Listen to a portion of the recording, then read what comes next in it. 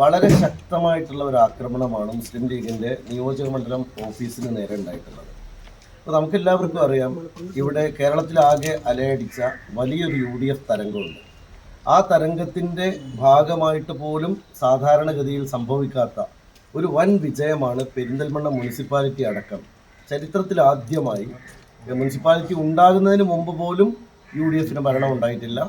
അപ്പോൾ അത്രയും ദീർഘമായ ഒരു കാലയളവിനുള്ളിൽ CPM കൈവശം വെച്ച് വരുന്ന മുനിസിപ്പാലിറ്റി അടക്കം കഴിഞ്ഞ തവണ നിങ്ങൾക്ക് എല്ലാവർക്കും അറിയാം, ഏലംകുളം പഞ്ചായത്തിൽ ജനാധിപത്യപരമായിട്ട് ഞങ്ങൾ വിജയിച്ചിരുന്നു.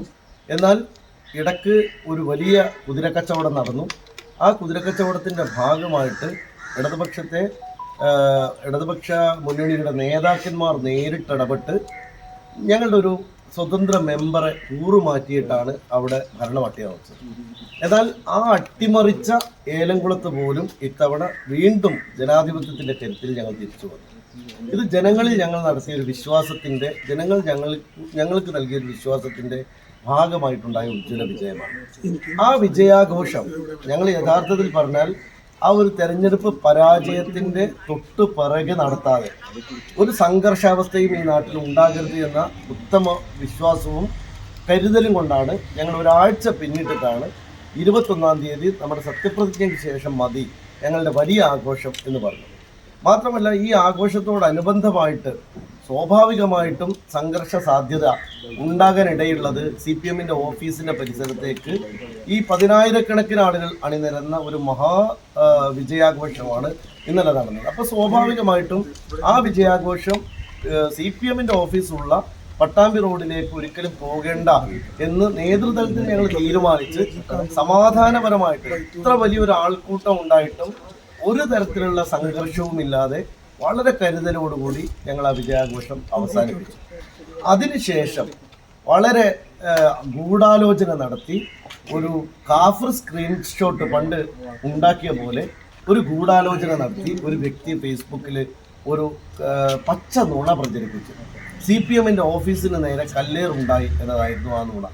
അപ്പോൾ നമുക്കെല്ലാവർക്കും അറിയാം, CPMൻ്റെ ഓഫീസിന് നേരെ കല്ലേറുണ്ടാകണമെങ്കിൽ ആ CPMൻ്റെ ഓഫീസിൻ്റെ പരിസരത്തേക്ക് ഏതെങ്കിലും ഒരു പ്രവർത്തകനെങ്കിലും പോകുന്ന ഒരു സാഹചര്യം ഉണ്ടാവണം. അതും ഉണ്ടായിട്ടില്ല.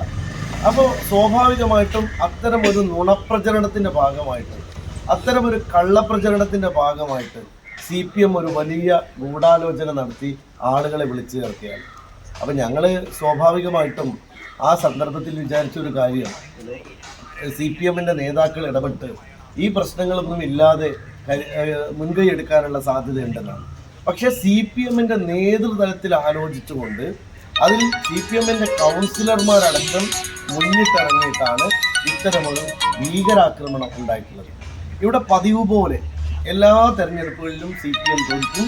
CPM തോറ്റാൽ ആദ്യമായിട്ട് അവർ നടത്തുന്ന ആക്രമണം മുസ്ലിം ലീഗിൻ്റെ ഓഫീസിന് നേരെ, ഞങ്ങളുടെ പ്രവർത്തകർക്ക് നേരെ, അങ്ങനെ ഒരു സ്ഥിരമായിട്ടുള്ള ഒരു ഏർപ്പാടാണ്.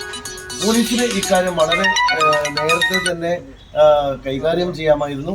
പക്ഷേ പോലീസ് നോക്കി നിൽക്കുകയാണ് മുസ്ലിം ലീഗിൻ്റെ ഓഫീസിന് നേരെ. ഞങ്ങൾ ഈ അടുത്ത് ഒരു 6 മാസം മുമ്പാണ് മുസ്ലിം ലീഗിൻ്റെ ഓഫീസ് വളരെ മനോഹരമായി നവീകരിച്ചത്.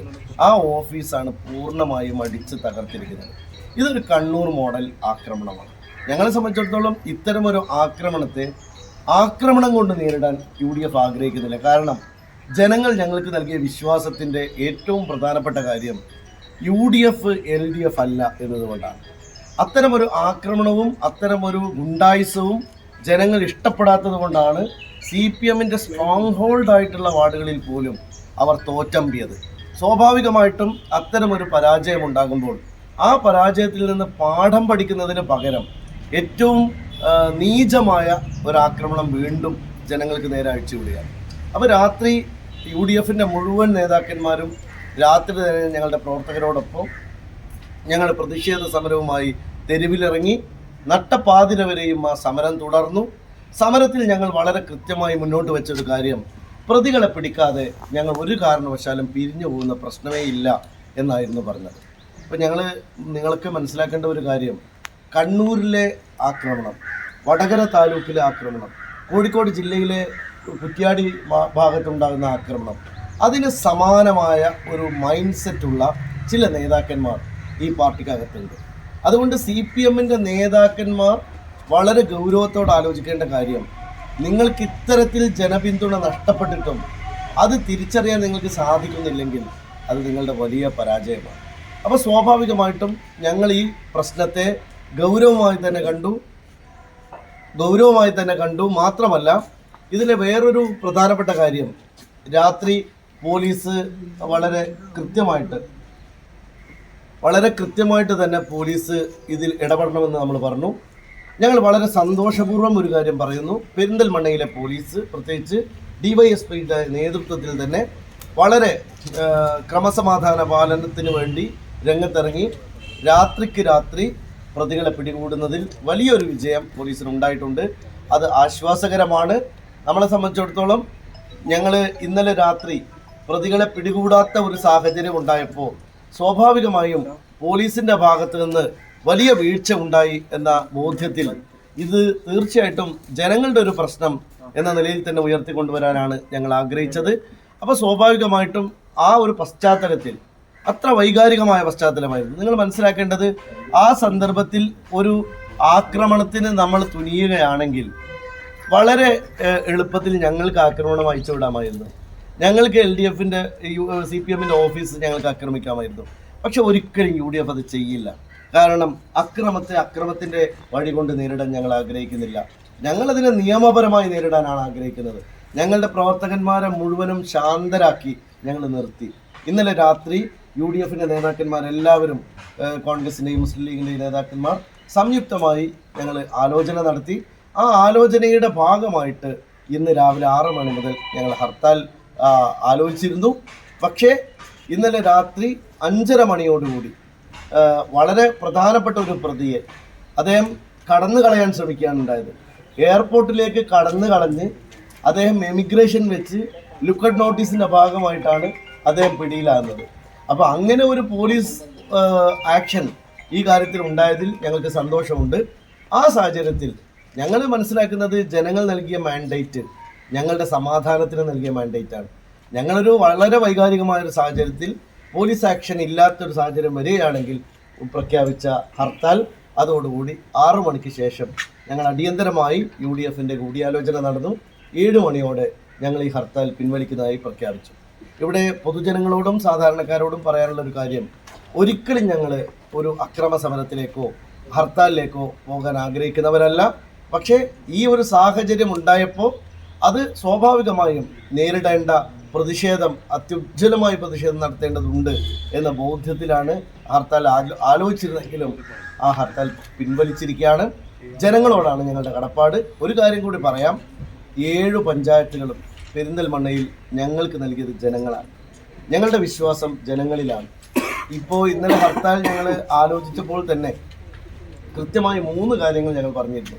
ഇതൊരു ശബരിമല സീസണാണ്. അതുകൊണ്ട് ശബരിമല യാത്ര ചെയ്യുന്ന തീർത്ഥാടകരെ ഒരു തരത്തിലും ബുദ്ധിമുട്ടിക്കാൻ പാടില്ല എന്നത് ഞങ്ങൾ പ്രധാനമായും പറഞ്ഞൊരു കാര്യമായിരുന്നു. അവരെ ഒഴിവാക്കണമെന്ന് പറഞ്ഞിരുന്നു. അതുപോലെ കല്യാണങ്ങൾ, നേരത്തെ നിശ്ചയിച്ച കല്യാണങ്ങളാണ്, അതെല്ലാം ഒഴിവാക്കണമെന്ന് പറഞ്ഞിരുന്നു. പാലും പച്ചക്കറിയും നേരത്തെ തന്നെ അതൊക്കെ സംവിധാനങ്ങൾ ഉണ്ടാകുന്ന സാഹചര്യമാണ്. ആ സാഹചര്യം ഉള്ളത് കൊണ്ട് അത് ഒഴിവാക്കണമെന്ന് പറഞ്ഞിരുന്നു. അപ്പോൾ ഞങ്ങളൊരു ഹർത്താലിലേക്ക് ഞങ്ങൾ പോകുമ്പോൾ പോലും വളരെ കരുതലോടെ, പ്രത്യേകിച്ച് ഒരു ക്രിസ്മസ് വെക്കേഷനിലെ നമ്മുടെ പരീക്ഷകളൊക്കെ, കുട്ടികളുടെ പരീക്ഷകളൊക്കെ നടക്കുന്ന കാലമാണ്. ഒരു സ്കൂൾ ബസ് പോലും അല്ലെങ്കിൽ ഒരു കോളേജ് ബസ് പോലും തടയരുത് എന്നതൊന്നും ഞങ്ങൾ നിഷ്കർഷ പുലർത്തിയിരുന്നു. ഇന്ന് രാവിലെ ഞങ്ങളുടെ പ്രവർത്തകന്മാർ റോഡ് തടയാൻ ശ്രമിച്ച ഒരു സാഹചര്യത്തിൽ നേതാക്കൾ തന്നെ നേരിട്ട് ഇടപെട്ടുകൊണ്ട് നമ്മൾ ദീർഘദൂര ബസ്സിനെ കൂടി ഒഴിവാക്കിയിരുന്നു. അപ്പോൾ ഉടനെ തന്നെ 7 മണി ആയതോടുകൂടി 1 മണിക്കൂർ കൊണ്ട് തന്നെ ഈ വിവരം പ്രവർത്തകർക്ക് കൈമാറി ഈ ഹർത്താൽ ഞങ്ങൾ പിൻവലിച്ചിരിക്കുകയാണ്. ഞങ്ങൾ മനസ്സിലാക്കി ഇനി സഹിക്കാൻ കഴിയില്ല എന്ന് അവരുടെ പ്രവർത്തകർ തീരുമാനിച്ചുകൊണ്ടാണ്.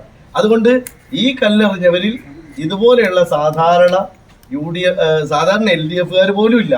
ഇതൊരു മാസീവായിട്ട് നടത്തിയിട്ടുള്ള അവരുടെ നേതൃതലത്തിലുള്ള ഗൂഢാലോചനയാണ്.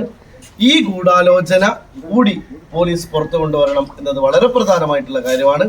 ഞങ്ങൾ ഇത് നേരത്തെ തന്നെ ഒരു പോലീസ് ആക്ഷനിൽ ഏതെങ്കിലും തരത്തിലുള്ള ഒരു പിന്നോട്ട് പോക്ക് ഉണ്ടാകുകയായിരുന്നെങ്കിൽ ഈ ഹർത്താൽ ഉൾപ്പെടെയുള്ള സമരമാർഗങ്ങളിലേക്ക് ഞങ്ങൾ പോകുമായിരുന്നുള്ളൂ.